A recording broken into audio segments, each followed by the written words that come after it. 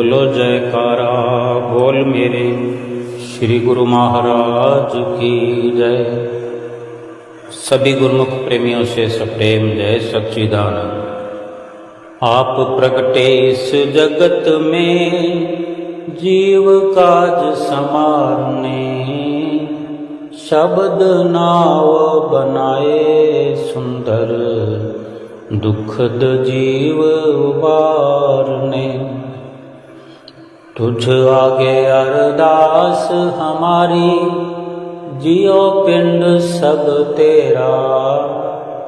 कहे नानक सब तेरी वड्याई, कोई नाम न जाने मेरा।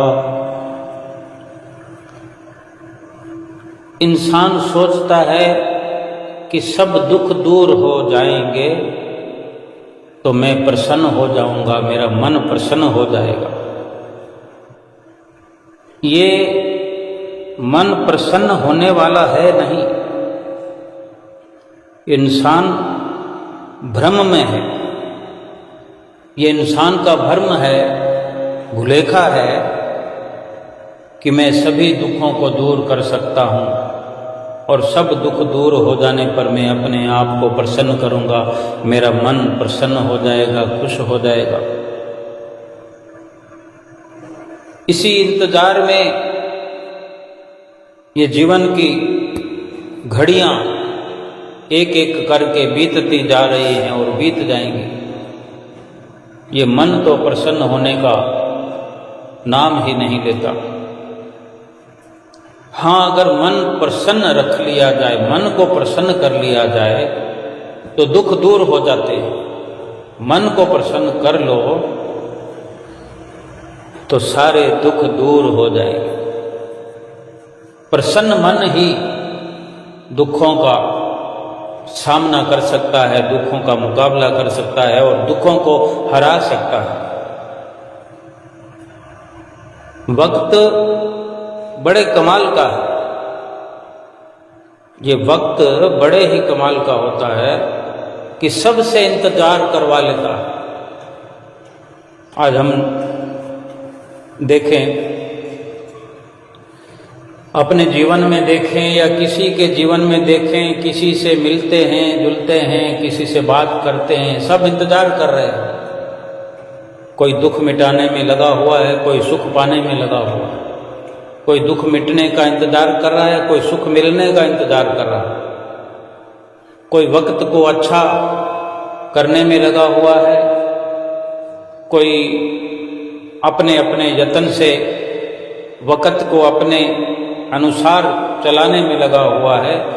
लेकिन वक्त ये कमाल का है कि वो सबका इंतजार करवाता है, सबको इंतजार करवाता है और सबसे इंतजार करवाता ही रहता है। लेकिन ये वक्त खुद कभी किसी का इंतजार नहीं करता।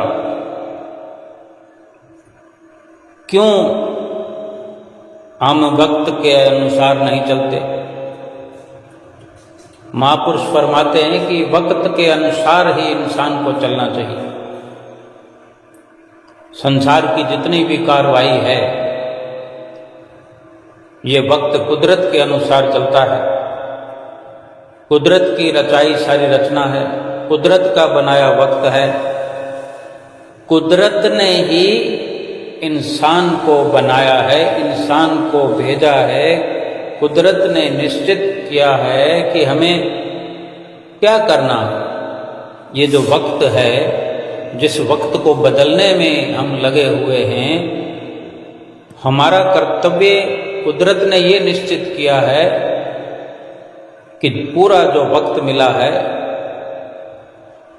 हम इसका सदुपयोग करें, सही और सच्चे काम में इसका उपयोग करें। हमें दुखों से छुटकारा पाना है, दुखों को दूर करना है। लेकिन वक्त को देखें, समझें कि वक्त ने हमारे लिए क्या निश्चित किया है। कुदरत ने कौन सी रचना हमारे लिए रचाई है। क्या हमारे कर्मों में घुल करके मिल करके आया है? कर्म हमारे आगे किस प्रकार से कुछ अवसर पेश कर रहे हैं? एक समय की बात है, शेख सादी साहब, इनका नाम सभी ने, गुरुमुख प्रेमियों ने तो सुना ही है। बेशक ये मुस्लिम हैं, लेकिन संत हुए। उनके समय की बात है कि भक्ति के मार्ग में कदम रखते हैं तो अनेक प्रकार से विचारधारा हुआ करती है हमारे जीवन में। हर किसी के जीवन में एक अपनी विचारधारा हुआ करती है, और किस प्रकार वक्त के अनुसार अगर कोई अपने विचारों को बदलता है या वक्त के अनुसार अपने आप को ढालता है तो किस तरह का उसका जीवन होता जाता है कि वो संत की पदवी में पहुंच जाता है। एक समय की ये बात है कि शेख सादी साहब कहीं जा रहे थे, और ये भी सब जानते हैं कि फकीरों के पास रूहानी धन के अलावा और कुछ होता नहीं है। आजकल हम देखते हैं संतों महात्माओं के पास रुपया पैसा होता है, धन होता है, लेकिन ये धन रुपया पैसा जिसको सेवा का नाम दिया जाता है और सेवा एकत्र करके परमार्थ में लगती है, और जो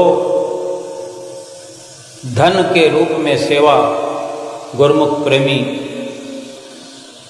भेंट किया करते हैं, दिया करते हैं, उनकी सेवा सकारात्मक तभी होती है जब उनकी सेवा का सदुपयोग होता है। और ये सदुपयोग ही संत महापुरुष, संत महात्मा हर गुरुमुख प्रेमियों की सेवा का करते हैं कि दरबार की ये इतनी रचना जो रची है,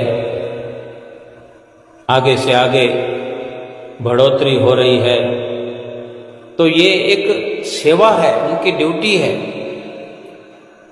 कहने को वो धन पदार्थ रुपया है, लेकिन वो इकट्ठा करके दरबार में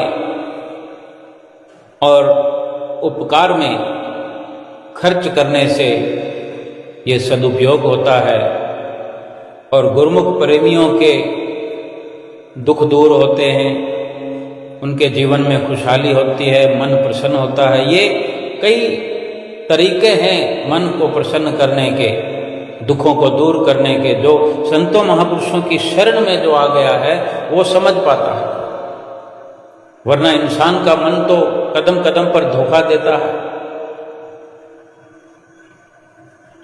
जो फकीरों के पास असली धन उनका स्वयं का होता है, वो रूहानी दौलत होती है, आत्मा की दौलत होती है। क्यों कि ये संत जन ही, फकीर ही भजन सुमरन करते हैं, करवाते हैं, सेवा स्वयं करते हैं, दूसरों से करवाते हैं, भक्ति के मार्ग पर आप भी चलते हैं, दूसरों को चलाते हैं। फकीरों के पास अपनी तो यही दौलत है, और यही दूसरों को संदेश देते हैं कि हर इंसान की असली दौलत, असली धन जो है वो रूहानी, रूह का जो धन है, वो भजन भक्ति जो करते हुए हमें जैसे रात दिन श्री गुरु महाराज जी समझाते हैं, हिदायत करते हैं, वचन फरमाते हैं कि भजन सुमरन करो, श्री आरती पूजा करो, सेवा करो, सत्संग करो, दर्शन ध्यान और भजन सुमरन करके इसका जो लाभ है, इसके बदले में जो हम प्राप्त करते हैं वो भक्ति का धन होता है, रूह का धन होता है, रूहानी धन होता है, जो रूह की, आत्मा की भलाई के काम में आता है, आत्मा की खुशहाली के काम आता है, और इसी से मन भी प्रसन्न होता है। शेख सादी साहब जो जा रहे थे कहीं, तो बड़ी धूप का समय था, दोपहर का समय था और बड़ी तेज धूप थी।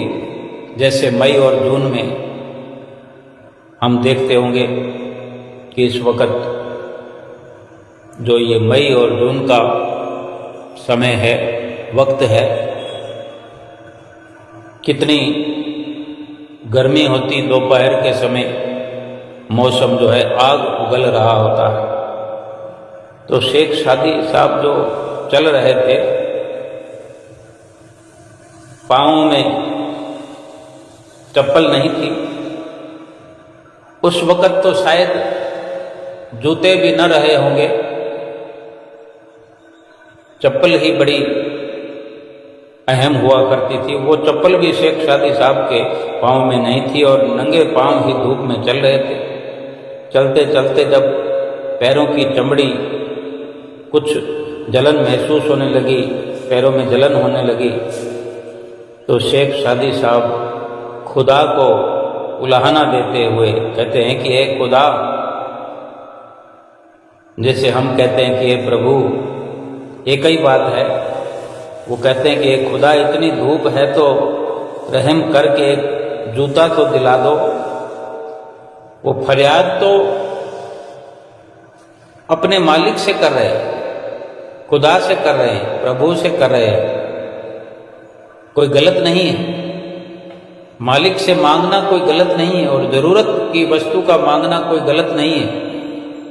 लेकिन एक इशारा हमें समझने की ज़रूरत होती है कि वक्त ने क्या हमारे लिए निश्चित किया है। अगर हम समझ सके, कुदरत हमें समय समय पर अपना इशारा करती है। तो ऐसा जो उलाहना दिया शेख सादी साहब ने, भजन भक्ति भाव वाले थे। थोड़ा आगे चलकर देखते हैं कि सामने से एक अपाहिज, जिसकी टांगें काम नहीं करती, पांव काम नहीं करते, ठीक प्रकार से वो चल फिरने में असमर्थ है, इसलिए उसने अपने दोनों हाथ में बैसाखियां पकड़ी हुई है और बैसाखियों के सहारे वो चल रहा है। बगल में बैसाखियां अटकाई हुई है और चल रहा है। तो उसको देखा शेख सादी साहब ने कि इतनी धूप में वो अपाहिज भी लकड़ियों के सहारे चल रहा है। चप्पल तो उसके पास भी नहीं है, लेकिन पांव तो थोड़ा थोड़ा टिकता ही है जमीन पर, झुलसता भी होगा। वैसाखियों का सहारा है, लेकिन बड़ी बात यह है कि उसके तो पांव ही नहीं है मुकम्मल तौर पर वो चल सके, बिना वैसाखियों के ठीक प्रकार से सफ़र कर सके, उसकी तो ये भी संभावना नहीं है। दूर दूर तक कहीं ऐसा नज़र नहीं आता। और शेख सादी साहब देख रहे हैं कि वो लकड़ियों के सहारे, वैसाखी के सहारे चल रहा है। और ये दृश्य देखकर शेख सादी साहब का सर जो है शर्म से झुक गया। उन्हें कोई कहने वाला नहीं है, उन्हें कोई समझा नहीं रहा है, कोई उलाहना उन्हें कोई नहीं दे रहा, लेकिन जो उन्होंने उल्हाने के रूप में थोड़ा इस लहजे में भीतर ही भीतर अपने परमात्मा से, परवरदिगार से संपर्क करके उनके आगे जो फरियाद की, वो अपने ही शब्दों से शर्म महसूस करने लगे कि मैंने खुदा के आगे क्या फरियाद करी है, जो मैंने चप्पल की मांग करी, जूते की मांग करी। और जब शर्म महसूस हुई तो फिर से अपने खुदा से संपर्क करते हैं, रूबरू होते हैं, सूक्ष्म तौर पर बहुत बड़ी बड़ी बातें हो जाती है अंदर ही अंदर। ये अंदर की बात है। प्रभु भगवान खुदा सब सुनते हैं, सुनाने वाला चाहिए। कहते हैं, ऐ खुदा, ए करीम, ए गरीब नवाज, मैं अपने लफ्ज़, अपने शब्द वापस लेता हूँ। मुझसे बड़ी गलती हुई, बड़ी भूल हुई जो मैंने चप्पल और जूतों की मांग करी। मुझे नहीं चाहिए जूता चप्पल। आपने मुझे इतनी सुंदर सुंदर 2 टांगें दी हैं, पाँव दिए हैं, ये सुंदर शरीर दिया, इतने सुंदर स्वस्थ पाँव और टांगें दी हैं, जो मैं बड़ी आसानी से एक जगह से दूसरी जगह बिना किसी सहारे के, बिना बैसाखियों के, किसी लकड़ी के, लाठी के चल सकता हूँ। उसके लिए मैं आपका शुक्रगुजार हूँ, आपका शुक्राना है, शुक्राना है। अब हम ये विचार करें कि हमने क्या अपने लिए कुछ ऐसा विचार अपने अंदर बना रखा होगा। क्या हम सोचते होंगे, क्या हमारी हालत इन्हीं विचारों के आधार पर नहीं है? हम जो मन को खुश करना चाहते हैं, यही वजह है कि हम कुछ ना कुछ मांग कर मन को खुश करते हैं। फिर उसमें कहीं वो मांगने की लड़ी जो है कभी खत्म थोड़ी होती है, कि बड़ी लड़ी से लड़ी जुड़ती जाती है, जुड़ती जाती है, जुड़ती जाती है, और कभी ये मांग का दौर खत्म नहीं होता। हम हमेशा यही कहते हैं कि मेरे पास ये नहीं है, मेरे पास वो नहीं है। हमारे पास लिस्ट ही ऐसी है, जो वस्तुएं हमारे पास नहीं है, बस उसी का मांगना लगा रहता है रात और दिन। यहाँ तक कि सोए हुए भी, यहाँ तक कि रात को कभी किसी वक्त नींद खुल जाए, आँख खुल जाए, तो तब भी कुछ ना कुछ मांग लेते हैं। ये मन को खुश करने में लगे रहते हैं। मन कहाँ खुश होता है? मन को जहाँ खुशी मिले वहाँ जब तक संपर्क नहीं होगा, तो मन इन सामानों को पा करके, शरीर के साधनों को पा करके तो कभी खुश नहीं होगा, और समय पूरा निकल जाएगा। कभी हम ये कहते नहीं है कि मेरे पास ये है। अगर कह भी दें भूल से, शुक्राना कर भी देते हैं, तो साथ के साथ कुछ मांग कर लेते हैं। इशारा हमें ये मिलता है कुदरत की ओर से, संतों महापुरुषों की ओर से, केवल शुक्राना के गीत गाना चाहिए। जो हमें मिला हुआ है उसका ही केवल बखान करना चाहिए। मुझे ये मिल गया, मुझे वो मिल गया, प्रभु आपका शुक्राना है। और ये शुक्राना गाते हुए हमें केवल तलबगार होना चाहिए उसी मालिक की भजन बंदगी का, कि जब सब कुछ हमारे पास होने का हमें एहसास है, हमें लगता है कि कुछ भी जरूरत नहीं है, तो फिर समय हमारे पास बचा हुआ है।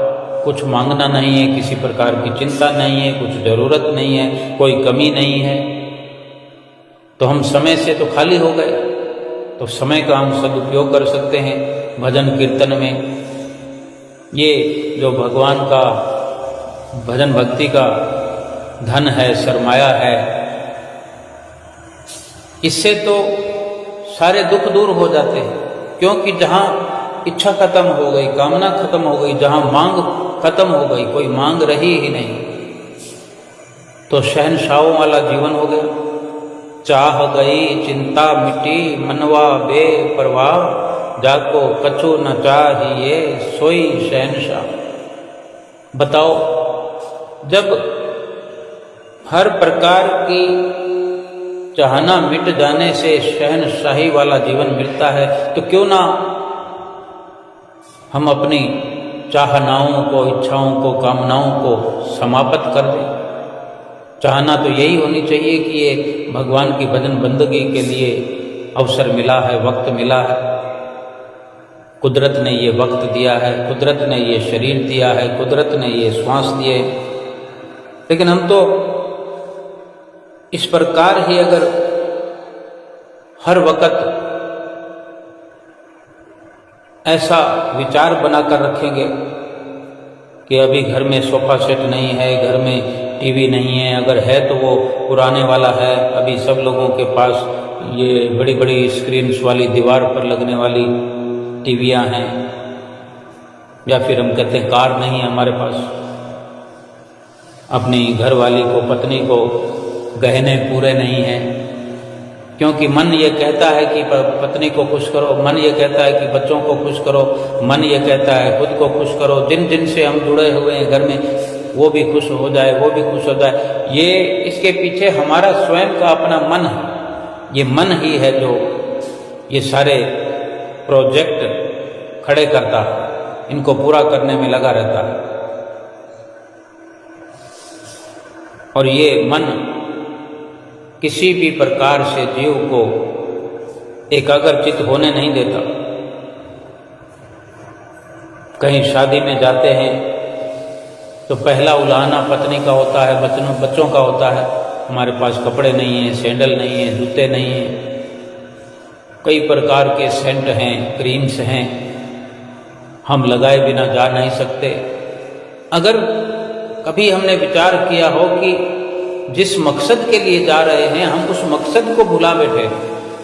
अगर कहीं शादी में जाना है, पार्टी में जाना है, तो मकसद ये है कि उस पार्टी को अटेंड करना।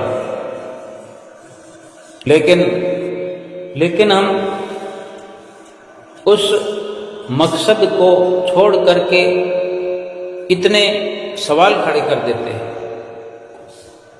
अपने मकसद से भटककर जूता, चप्पल, कपड़ा, क्रीम, सेंट वगैरह वगैरह इनमें कहीं खो जाते हैं। और इनमें भी सुर्ती लगी है तो मकसद ये है कि हम किसी को कुछ दिखाना चाहते हैं, किसी को कुछ दिखाना चाहते हैं। तो वो जो मकसद है हमारा कहीं पार्टी में जाने का, वो तो कहीं अलग थलग पड़ जाता है। सर्दी का मौसम हो तो आधे अधूरे कपड़े पहनकर पहुंचते हैं। कितना हमारा विचार एक गफलत का है, भुलेखे का है कि हम किसको खुश करना चाहते हैं, किसको प्रसन्न करना चाहते हैं। घर के अंदर बैठा हुआ इंसान सर्दी के अंदर सर्दी से कपकपा रहा होता, कंबल ओढ़ करके सोया होता है, और वही इंसान बाहर निकल करके आधे अधूरे कपड़े पहन करके क्या सिद्ध करना चाहता है। सर को बिना ढके क्या स्त्री क्या पुरुष क्या दिखाना चाहते हैं, क्या दिखना चाहते हैं। कुदरत ने क्या रचना रचाई और वक्त ने क्या हमारे सामने इशारा किया है, और हम वक्त को बदल देना चाहते हैं।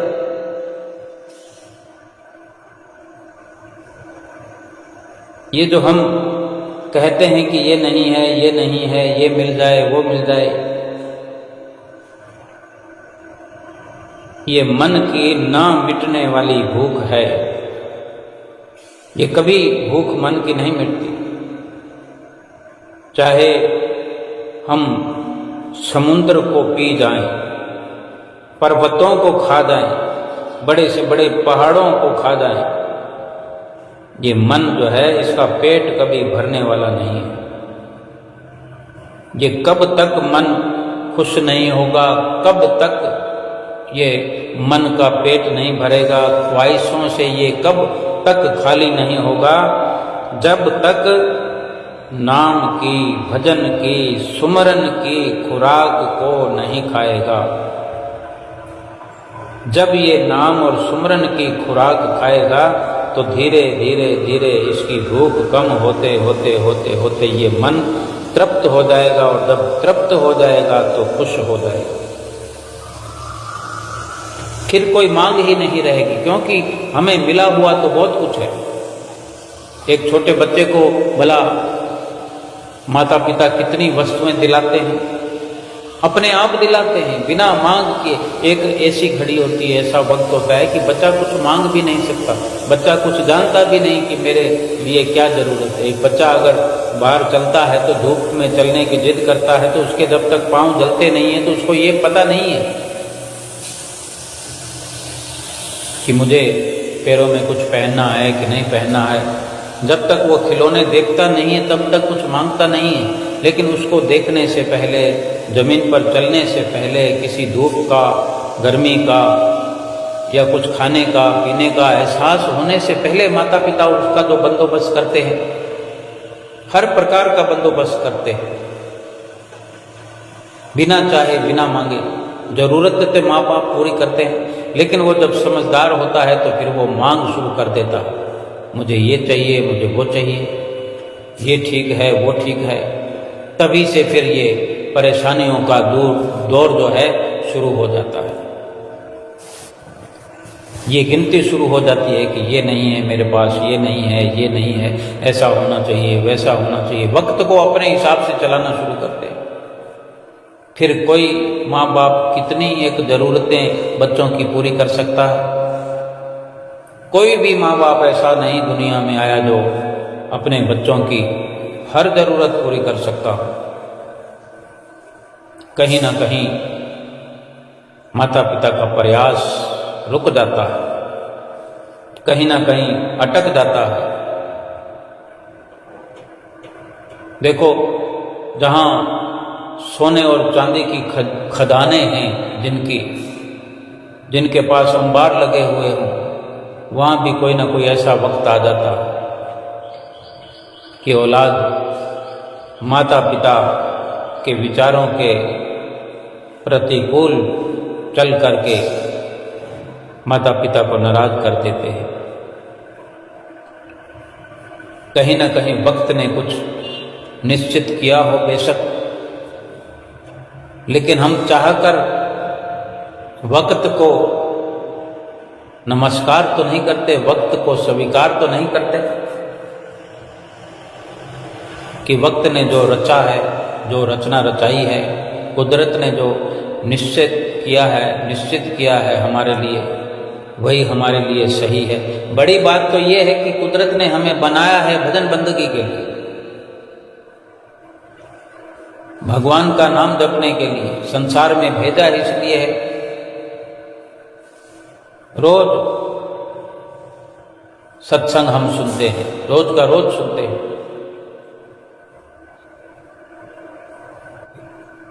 अगर कुछ असल चीज है, अगर इस संसार में कोई सुख देने वाली चीज है, मन को खुश करने वाली चीज है, मन को आराम देने वाली, मन को एकाग्र करने वाली, आत्मा को राहत पहुंचाने वाली चीज है, तो वो मालिक का नाम है, जो सच्चा है, हर हाल में सच्चा है। ये नहीं है कि वो अभी सुबह सुबह तो नाम सच्चा होता है, दोपहर में झूठा हो जाता है।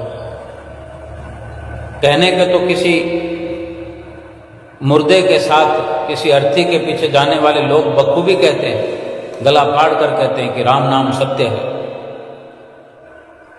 सत्य बोला गत है। लेकिन फिर वो दोपहर को ये नहीं बोल रहे होते और अर्थी से वापस आ जाते हैं, अर्थी को पहुंचा करके फिर नहीं बोल रहे होते। अगर परीक्षण किया जाए तो फिर कुछ और ही किन्हीं धंधों में लगे होते हैं। झूठा व्यापार, झूठा संसार, झूठी दुनिया, झूठे विचार, और तर्क देते हैं कि ये तो करना ही पड़ता है। लेकिन क्या कहीं ग्रंथ में, पुस्तक में लिखा है कि ये करना ही पड़ेगा? झूठ का व्यवहार करना ही पड़ेगा किसने कहा? झूठ के व्यवहार को सच का व्यवहार बनाया जा सकता है, ये तो हम पर निर्भर करता है। कुदरत ने तो ये रचना नहीं रचाई कि आप दुकानदारी में झूठ बोलो, नौकरी पैसा में झूठ बोलो, अपने घर में झूठ बोलो, चाहे कोई बच्चा हो तो उसे झूठ की छूट हो, या कोई बड़ा हो उसे झूठ की छूट हो, या कोई बुजुर्ग हो उसे झूठ बोलने की छूट हो। किसी को भी छूट नहीं है, महापुरुषों के अटल फैसले हैं। भगवान श्री रामचंद्र जी महाराज ने अटल फैसला दिया कि निर्मल मन जन सोई मोहे पावा। जिनका मन पाक साफ है, निर्मल है, निर्मल मन जन सोई मोहि पावा, मोहे कपट छल छिद्र न भावा। पूरी रामायण का सार अगर हम समझना चाहें तो इसी में समझ सकते हैं, या किसी और लाइन को पढ़ करके, जैसे कि 2.5 अक्षर प्रेम के पढ़े सो पंडित होए। वो 2.5 अक्षरों वाला जो प्रेम शब्द है, ये प्रेम अगर प्रभु से हो जाए, प्रभु के नाम से हो जाए, इसी में सारा सार आ गया रामायण का। लेकिन नहीं, हम सारी रामायण पढ़ते हैं, कई बार सुनते हैं, पढ़ते हैं, घर से दूर जा करके रामायण को सुनने के लिए हम प्रयास करते हैं। लेकिन रामायण का सार तो वो यही है कि रामायण के भगवान श्री राम ने कहा कि मोहे कपट छल छिद्र न भावा। तो हम विचार करें कि हमारी अपनी क्या कुदरत है, हमने क्या रचना हमने स्वयं रचाई है। क्या हम झूठ त्याग चुके हैं? क्या हम कपट छोड़ चुके हैं? छल करना छोड़ दिया है? क्या हमने प्रभु से सच्चा हार्दिक प्रेम शुरू कर दिया है? क्या हम अपने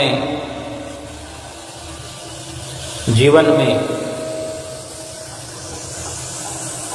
जो वास्तव में असल तत्व है उसकी प्राप्ति में लगे हैं? क्या कर रहे हैं?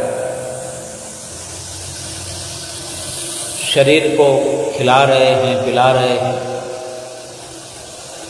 आज तक तो ये भूख मिटी नहीं, ना प्यास मिटी, ना पहनने पहनावे की कोई आस खत्म हुई।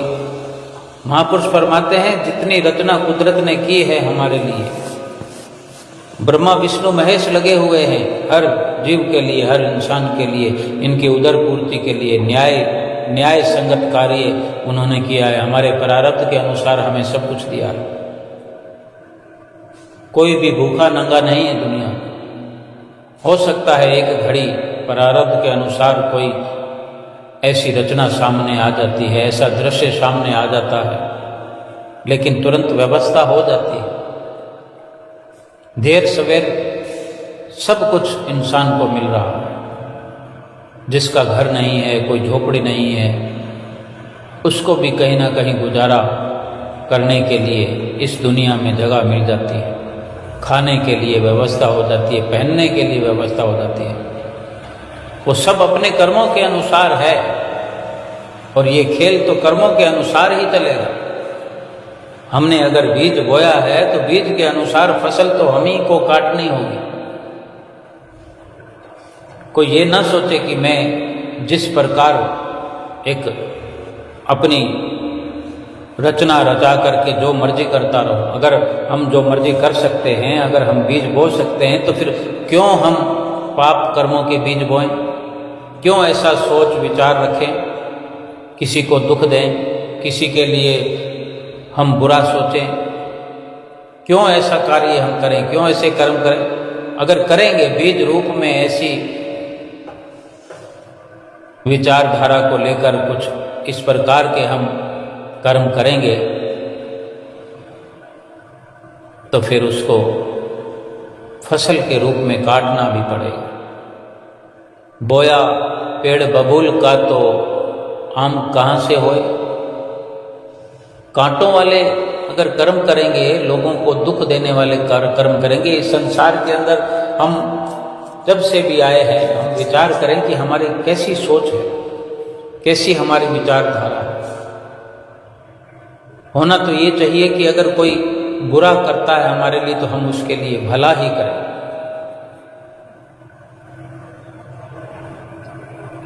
भलियन सेती भला करे, ये जग का व्यवहार, बुरियन सेती भला करे, तय विरले संसार।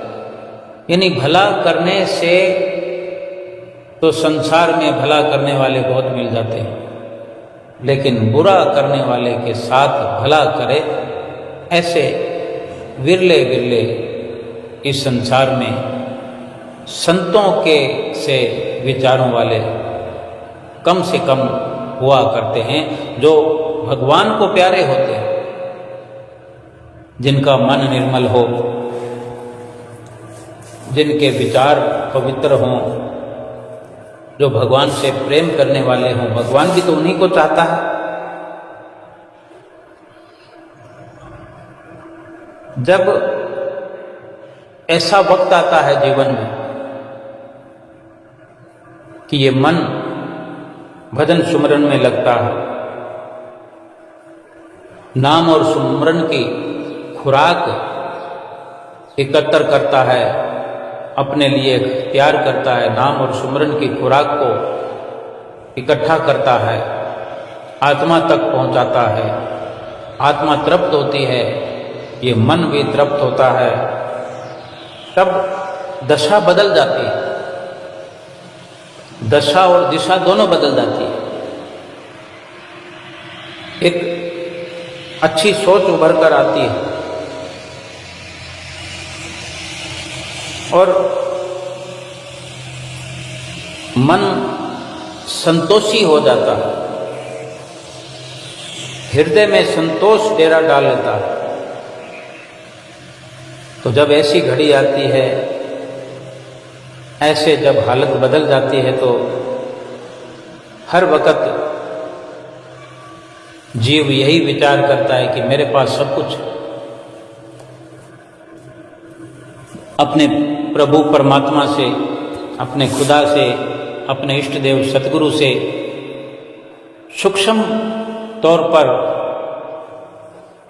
अपने विचार व्यक्त करता रहता है कि मुझे कुछ भी जरूरत नहीं है, मुझे आपने सब कुछ दिया है, मेरे पास सब कुछ है, कोई कमी नहीं है, आपकी दया चाहिए, आपका प्यार चाहिए, आपका आशीर्वाद चाहिए और होना भी चाहिए। ऐसी सोच होनी चाहिए, ऐसे विचार होने चाहिए, रोज के रोज ये फरियाद होनी चाहिए। हम अपने सतगुरु से रोज ये फरियाद करें कि हे मेरे स्वामी सतगुरुदेव महाराज जी, मुझे अपने 5 नियमों में दृढ़ कर दो, ऐसी बख्शिश मुझ पर कर दो। आपने अगर ये मनुष्य तन दिया है तो इस तन को सफल करने के लिए दया करो, करुणा करो, ताकि मेरा ये मनुष्य जन्म सफल हो जाए। अनेक अनेक गुरुमुख ऐसे हैं जो कहते हैं कि आरती करने में, आरती के वक्त नींद आने लगती है, आलस हो जाता है। कोई कहता है सुमरन में नींद आ जाती है। तो ये पुकार करते रहें, बार बार करते रहें, दिन में कई बार ये विनतियां करते रहें कि हे सतगुरु, जब मैं श्री आरती पूजा करूं तो मेरा मन पूरी तरह आरती में एकाग्र हो, इधर उधर भटके नहीं। और ये आपकी कृपा से संभव है। ऐसा अटल विश्वास सतगुरु के चरणों में हो। आपकी दया से मेरा मन काबू हो जाएगा, आपकी दया से ही ये संभव है। इसलिए आप कृपा करो, क्योंकि मेरा मन भटक भटक जाता है। मेरा मन आपके बताए रास्ते पर, आपके बताए हुए कार्य को करते हुए आप ही की लीलाओं का चिंतन करे, हर वक्त आपके ध्यान में एकाग्र रहे।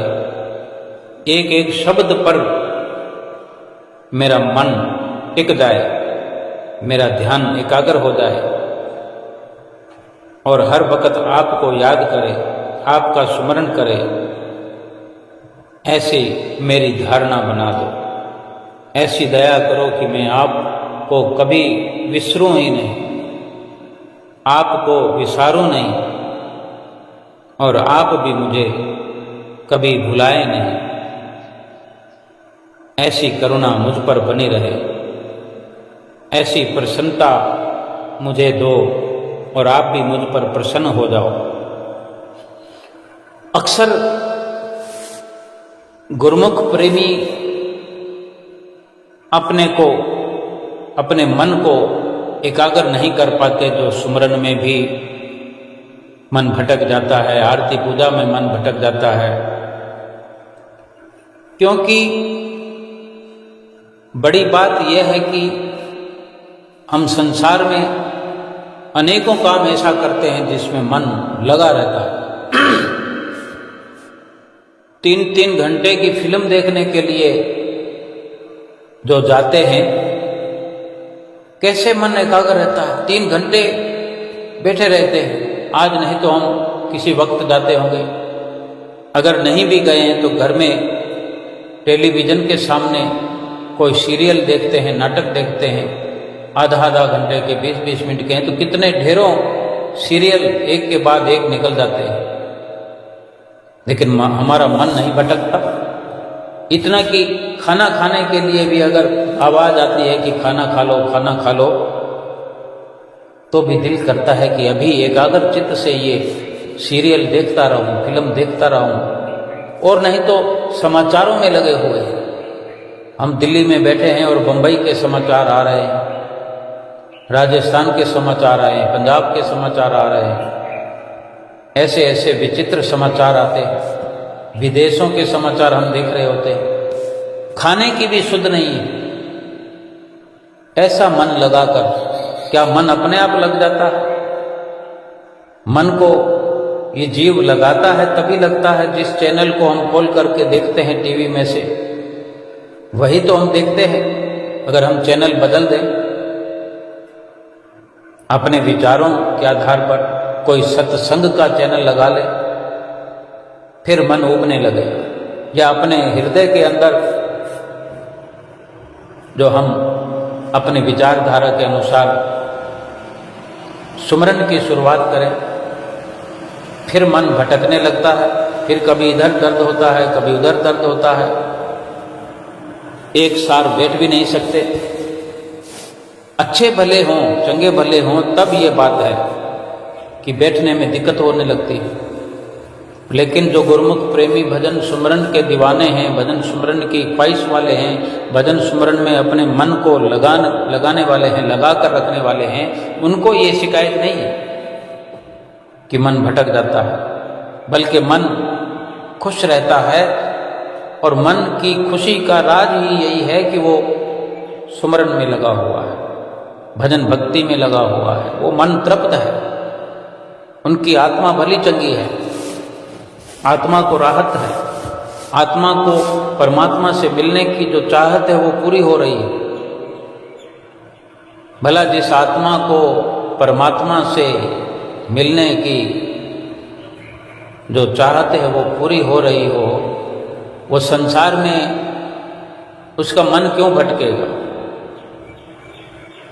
जिसने अपने असली कार्य को समझ लिया है कि आत्मा को परमात्मा से मिलाना ही मेरे जीवन का मकसद है, लक्ष्य है, उसने अपने मन को भटकने से बचा करके एकाग्र चित्त करके भजन सुमरन में लगाया हुआ है। वो मन खुश है, वो आत्मा खुश है, उस पर वो परमात्मा सतगुरु खुश है, सतगुरु की प्रसन्नता उसे हर वक्त मिल रही है। और क्या चाहिए? ये सामान, ये घोड़ा गाड़ी, बंगला गाड़ी, सोना चांदी गहना, ये सब के सब सुख देने वाले हैं, लेकिन कोई दिखा सकता है कि इनसे जो सुख मिला हो वो किसी से बांट सकता है? जिसके पास भजन बंदगी का सुख है, जिसके पास भजन बंदगी की खुशी है, वो पलों में, मिनटों में किसी दुख वाले को राहत पहुंचा सकता है।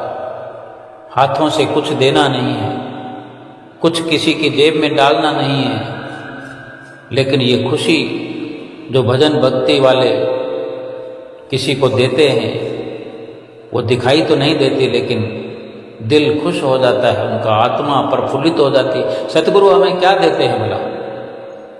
संत महात्माओं से मिलना होता है हमारा, तो हमें क्या मिलता है? प्रसाद देते हैं। क्या कभी प्रसाद देखा नहीं? क्या कभी खरीदा नहीं? देने को तो हम संतों महात्माओं को मत्था टेकते हैं, जितने रुपए उससे बहुत सारा वो प्रसाद जो है बाजार से लिया जा सकता है, लेकिन वो प्रसाद नहीं होता। संत महात्मा जो मिलकर हमें शिक्षा देते हैं, जो सत्संग देते हैं, जो हमारे दिल को छू लेने वाला होता है, मन को एकाग्र करने वाला होता है, जो सच्ची बातें बताते हैं, जो सच्चा रास्ता बताते हैं, और इन्हीं सब के साथ में जो प्रसाद देते हैं, वो एक हमारा मार्ग प्रशस्त करते हैं, हमारा मार्गदर्शन करते हैं। वे हमारे पथ प्रदर्शक हैं, संत महात्मा हो या श्री गुरु महाराज जी हो। तो ये जो आत्मा की खुशी वाली वस्तुएं हैं, आत्मा की खुशी वाले जो साधन हैं, ये दिखते नहीं है लेकिन आत्मा को प्रसन्न कर देते हैं। और जिसकी आत्मा प्रसन्न है, जिस जीव का मन प्रसन्न है, वो भक्ति से भरपूर है। फिर वो कभी नहीं कहता कि मेरा मन सुमरन में नहीं लगता, बल्कि वो ये कहता कि मेरा मन तो सुमरन में ही लगता है, सेवा में ही लगता है, सत्संग में ही मेरा मन लगता है कि सुनता रहूं, सुनता रहूं, सुनता रहूं, दर्शन करता रहूं, करता रहूं, करता रहूं, सुमरन करता रहूं, करता रहूं, सेवा करता रहूं, करता रहूं। सेवा करने वाले अपनी दुकान को छोड़ करके, कारोबार को छोड़ करके आकर के सेवा करते हैं। दर्शन करने वाले भी अपने घर बार को छोड़ करके, संसार के दर्शन छोड़ करके कितना कितना समय अपने सतगुरु के दर्शनों के लिए लगा देते हैं। उन्हें यही समझ है कि असल कार्य तो मेरा यही है, मेरे जीवन का असली मकसद तो यही है। तभी तो वो संसार को झूठा समझते हैं और झूठे संसार को छोड़ करके सच के जो व्यापारी हैं, सतगुरु परम पुरुष अवतारी हैं, उनकी चरण शरण में बैठ करके, उनके साथ व्यवहार करके, सच का व्यापार करके ये सच्ची खरीद फरोख्त करते हैं, सच्चा लेन देन करते हैं। सतगुरु से नाम दीक्षा प्राप्त करके जीव जब इस प्रकार अपने विचारों को बनाता है, अपनी विचारधारा ऐसी बनाता है, सतगुरु से सदा सच की मांग करता है, सच्ची वस्तु की मांग करता है, सच्ची वस्तु के लिए ही हर वक्त तलबगार रहता है। सतगुरु भी उसे सच्ची इस नाम की दौलत से माला माल कर देते हैं। और सच की इस दौलत से माला माल हुआ एक सेवक, एक प्रेमी इस लोक में तो खुशहाल जीवन व्यतीत करता ही है, पर लोक को भी इसी लोक में सुहेला हुआ देखता है, महसूस करता है। उसे कोई चिंता फिक्र नहीं है, उसको पता है कि मेरा जीवन संवर गया है, क्योंकि संवारने वाले सतगुरु से रिश्ता उसका कायम है। सच का व्यापार करने वाले सतगुरु से उसका व्यवहार है, सतगुरु से ही उसका सच्चा संसार है। बाकी तो जहाँ हम रहते हैं, कार्य व्यवहार करते हैं, जिन लोगों से मिलते हैं, उठ बैठ करते हैं, जिस चार दीवारी में रहते हैं, जिन जिन से संबंध रखते हैं, वो सब का सब तो एक मायावी संसार है, झूठा संसार है, झूठी माल मलकियत है। इनमें सुख तो नाम का भी नहीं है। जिसने अपने आप को वक्त के अनुसार ढाल लिया है, और वक्त यही है, वक्त का इशारा यही है कि जो कुछ मिला है उस पर संतोष करके नाम की अलख जगाओ अपने भीतर, नाम की जोत जलाओ। सतगुरु इस संसार में रहनुमा बन करके हमारे लिए आए, रहनुमाई कर रहे हैं। सत्संग की जो हमें हर वक्त रात और दिन शिक्षा प्रदान करते हैं, सत्य के जो हमारे लिए भंडार खोल दिए हैं, ये जो श्री आरती, पूजा, सेवा, सत्संग, सुमरन, दर्शन, ध्यान, ये सत्य के भंडार है। इस भंडार में जितने भी हम श्रद्धा व प्रेम से श्री आरती पूजा करते हैं, इस भंडार से ये श्री आरती पूजा का जो सरमाया है हमारे भीतर एकत्र होता चला जाता है। ऐसे ही सेवा का भंडार है, ऐसे ही सत्संग का भंडार है, ऐसे ही दर्शन और ध्यान का भंडार है। उससे जुड़ करके हम अपने भीतर ये सच का भंडार भरपूर करते हुए और भजन सुमरन जो हमें नित्य प्रति श्री गुरु महाराज जी का हुक्म है कि श्री परमहंसों की मौज से श्री हुजूर गुरु महाराज जी हमें समझाते हैं, जतलाते हैं और सच्ची शिक्षा प्रदान करते हैं कि भजन करो, सुमरन करो। यही इस लोक में भी काम आने वाला है और यही परलोक सुहेला करने वाला है। भला जिससे लोक सुखी हो जाए, परलोक सुहेला हो जाए, वो तो बड़े काम की बड़ी सच्ची वस्तु है। संसार की वस्तुओं से, संसार के पदार्थों से, संसार के सामानों से किसी का ये लोक समरा हो, ये लोक समर गया हो, परलोक सुहेला हो गया हो, ऐसा तो कहीं शास्त्रों में, ग्रंथों में, पोथियों में कहीं भी नहीं लिखा हुआ कि जिसने अधिक दौलत इस संसार की इकट्ठी कर ली हो, जिसने बड़े से बड़ा पद प्राप्त कर लिया हो, सोना चांदी हीरे मोती जवाहर इकट्ठे कर लिए हों, उसका ये लोग सुखी होकर के गुजरा हो। नहीं, जिन्होंने इन पदार्थों में अपना समय लगाया है, इनको पाने में अपना समय खर्च किया है, वो तो यहाँ इस दुनिया से हाय हाय करते हुए चले गए। ये शास्त्रों में वर्णन हुआ है। और जिसने भक्ति में, भजन में, सुमरन में अपना चित्त लगाया है और प्रभु से प्रेम जिसने करके अपने जन्म को सफल किया है, वही इस जीवन में खुशियां प्राप्त करके गए हैं। उन्होंने अपने परलोक को संवार लिया है। बोलो जयकारा बोल मेरे श्री गुरु महाराज की जय।